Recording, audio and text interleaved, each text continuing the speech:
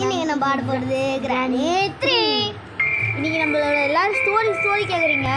அதனால நாங்கள் கிராணி ஸ்டோரி எடுத்துகிட்டு வந்திருக்கோம். நீங்கள் மறக்காமல் பார்த்துட்டு சப்ஸ்கிரைப் பண்ணுங்கள். உங்களுக்காக தான் நாங்கள் கஷ்டப்பட்டு இறங்கி வந்து உங்களுக்கு கஷ்டப்பட்டு எடுத்தோம்.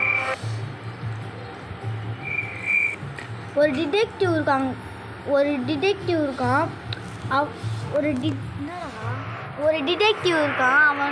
அந்த டிடெக்டிவ் வந்து சொல்கிறான், இந்த ஒரு வீட்டில் வந்து ரொம்ப பணக்காரங்க இருக்காங்கன்னு சொல்லும்போது கிராணி வந்து ஒரு சைக்கோ ஒரு மிகப்பெரிய பணக்காரங்க வீட்டில் வந்து காணோன்றாங்க.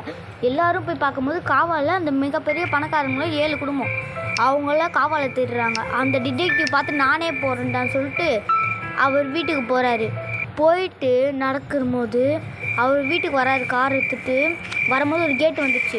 அந்த கேட்டில் நிற்கும்போது அங்கங்கே பார்க்குறாரு யாராக இருக்காங்களான்னு. ஒரு கேமரா கூட இருக்குது.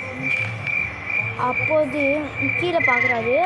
கதை திறந்தாரா. உள்ளே போகிறாரு. நடந்ததோ நிறைய கத்துற சத்தம் கேட்டுச்சு அவருக்கு. அப்படியே ஒரு சாத்தான் கட்டுற மாதிரி ஒரு பேய் வீடு மாதிரி இருந்துச்சான். டக்குன்னு கேட்டு முடிச்சான்.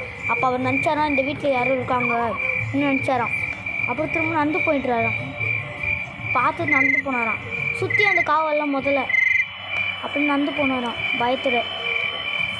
டக்குன்னு அப்புறம் அந்த காரை பார்க்கும்போது டக்குன்னு திரும்பினா அவர் நடந்து வந்த பாதையை மூடிடுச்சு. அப்புறம் அவர் ரொம்ப பயத்தில் வந்து நடந்து போகிறாரு. அப்புறம் இந்த வீட்டில் யாரும் இருக்காங்கன்னு கன்ஃபார்ம் பண்ணிக்கிறாரு. அப்புறம் அந்த காரை பார்க்கும்போது கார் நிறைய டேமேஜாக இருக்குது. ஃபஸ்ட்டு இந்த வீட்டுக்கு யாரும் வந்திருக்காங்கன்னு தெரிஞ்சு. அப்புறம் அவர் நேராக போகும்போது ஒரு கதவு